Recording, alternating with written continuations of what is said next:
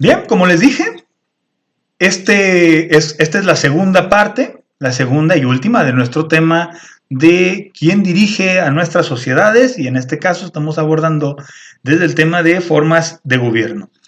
Bueno, estas son las preguntas con las que yo me encontré y que quisiera resolverlas. Son 5 preguntas cotidianas y sobre todo que nos surgen a la hora de estudiar este tema, de estudiar estos temas, y que son bastante, a lo mejor hasta triviales, no es mucho lo que nos resuelven una vez que las resolvemos, pero conviene hacer estos apuntamientos. Primera pregunta, ¿no? ¿Qué diferencia hay entre una democracia y una república? Bueno, en sí, a nivel de práctica no hay mucha diferencia. Incluso me gusta pensar que no hay ninguna diferencia.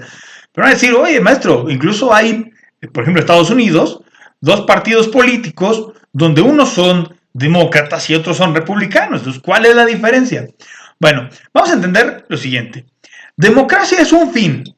La democracia es una ideología. Incluso la democracia es hasta una doctrina de pensamiento que en nuestro artículo 3 constitucional, en el caso de los Estados Unidos mexicanos, nos dice que es más allá que una forma de gobierno. Nos dice que la democracia es un modo de vida encaminado al constante mejoramiento económico, social, cultural del pueblo.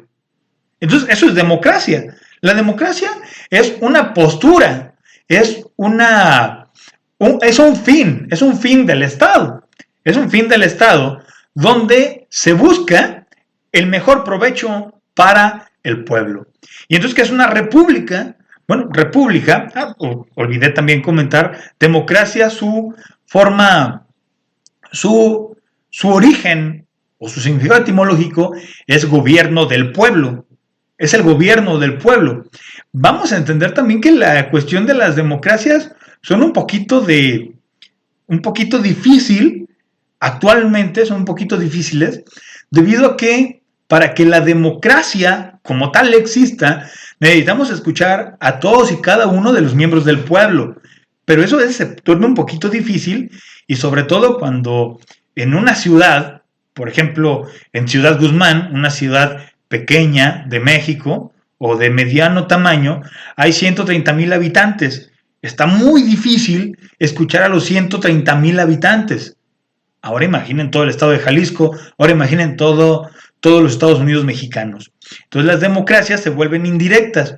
Bueno, ¿qué son las repúblicas?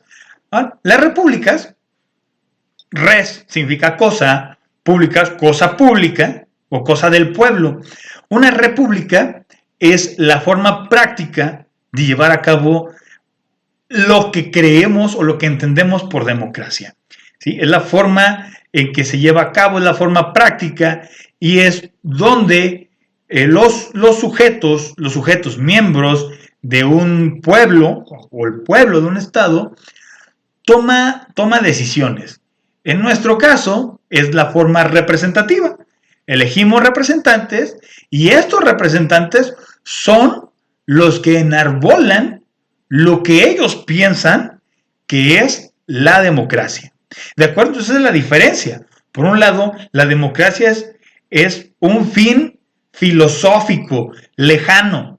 Es pensar que en alguna ocasión llegaremos nosotros a la gran finalidad o a la gran meta del constante mejoramiento del hombre en sociedad. En nuestro caso, la república es la participación en los asuntos públicos. La segunda de las dudas, si la aristocracia, ahí tuve un error de dedo, si la aristocracia es algo malo y lo pongo entre comillas. Bueno, la aristocracia como tal no debería ser algo malo, porque aristocracia significa el gobierno de los mejores. Hay una propuesta de aristocracia de Platón si no mal recuerdo, que es una aristocracia filosófica. Imaginen esto, ¿no? Tenemos una educación base. Primero, porque la forma que va a dar, o cómo se va a dar forma a esta aristocracia, va a ser mediante la educación. Primero, una educación base para todos, una educación productiva. Todos van a aprender a ser obreros. Todos en el pueblo aprenden a ser obreros, aprenden a generar riqueza. Una vez que aprendemos a generar riqueza, vamos a distinguir, vamos a entender que se necesitan también personas que protejan al pueblo. Entonces, a los mejores obreros, a los mejores productores, los vamos a educar en las armas para que protejan a los obreros a quien les dan de comer. Vaya, esto tiene su implicación en que se piensa que para que alguien pueda proteger a alguien más, debe de saber qué es lo que está haciendo. De tal forma que si un soldado conoce el trabajo de un obrero, pues su protección, por lo menos a nivel ideológico o moral, va a ser más efectivo. De los mejores soldados, que fueron también los mejores obreros, los mejores productores, sigue una educación filosófica. Solamente los mejores, ¿no? Y de esta educación filosófica saldrían entonces los gobernadores. Un gobernador va a saber gobernar prudentemente si sabe lo que cuesta producir y sabe lo que cuesta defender a los que producen, y sobre todo si estudia. Eso es una aristocracia y suena muy bien. Entonces, la aristocracia en sí no es mala. Cuando se vuelve algo indeseado es cuando nos topamos con la forma impura, que sería para estos casos la oligarquía. ¿Sí? La oligarquía, cuando esta aristocracia no es que sea el gobierno de los mejores para el pueblo, sino el gobierno de unos cuantos para provecho de ellos mismos. Tercera duda, que si la dictadura de la que hablamos es la misma que la de los dictadores latinoamericanos, y yo hablaría incluso de los dictadores del siglo XX, del siglo XX. Bueno, pues en realidad no es la misma, debido a que los dictadores latinoamericanos más bien cayeron en una autocracia o en un totalitarismo, términos que no encuentro ahorita el tiempo para definirlos, pero que no toman forma de dictadura, porque repito, la dictadura es una figura legal y legítima, y además legítima, temporal. La dictadura es una medida legal, legítima, temporal y en situaciones de emergencia. En el caso de los grandes, llamo grandes por la magnitud en que se trató, de los dictadores latinoamericanos, en sí fueron totalitaristas, que tendríamos que posteriormente abundar sobre estos temas que se van más en historia. Cuarta duda. La cuarta duda es que si en la teocracia gobierna Dios, y la pregunta, pues ¿cuál Dios, no? Bueno, teocracia efectivamente significa gobierno de Dios o los dioses, porque Teos hace referencia a la deidad, pero es más bien un respaldo. Es que el gobernante se sienta respaldado por Dios o los dioses. ¿Cuál Dios o cuáles dioses? Bueno, el Dios o los dioses en los que crea el pueblo al que está gobernando.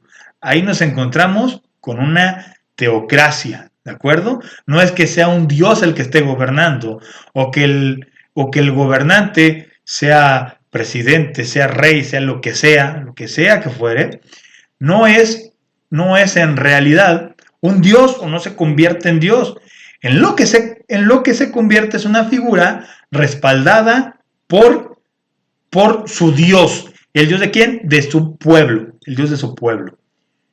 Quinta y última duda es si la anarquía forma cuenta como forma de gobierno.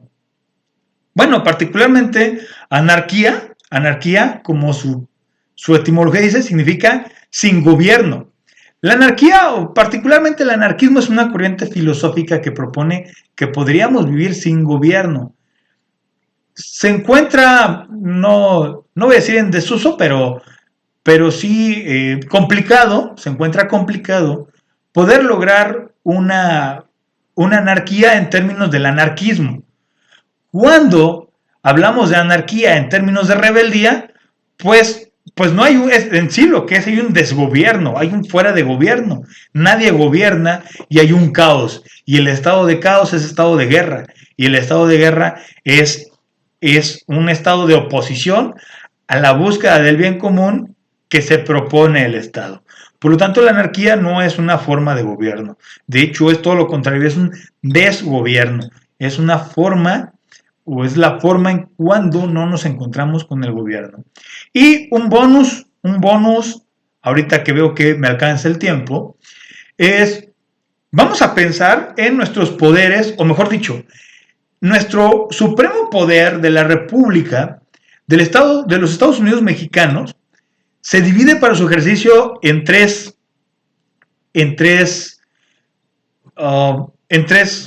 poderes. Es un poder que se divide para su ejercicio en tres, ¿no? En tres. Tenemos una división o un sujeto, un ente encargado del poder ejecutivo, tenemos otro encargado del poder legislativo y otro del poder judicial. No voy a explicar a fondo cada uno, nada más tendríamos que decir que el ejecutivo se encarga de administrar y de llevar la vida cotidiana del pueblo y se deposita en un sujeto. En el caso de nuestra Constitución, de nuestros Estados Unidos mexicanos, ese sujeto se llama presidente de los Estados Unidos mexicanos, o nuestro presidente de la República, va a ser, en términos de esto, un monarca. Pero entiéndase bien, no es un rey, es un sujeto, uno, que gobierna al pueblo en términos de administración. Tenemos una monarquía, o tenemos a la monarquía, la forma virtuosa depositada, o la que hace la forma virtuosa, en nuestro presidente de la República.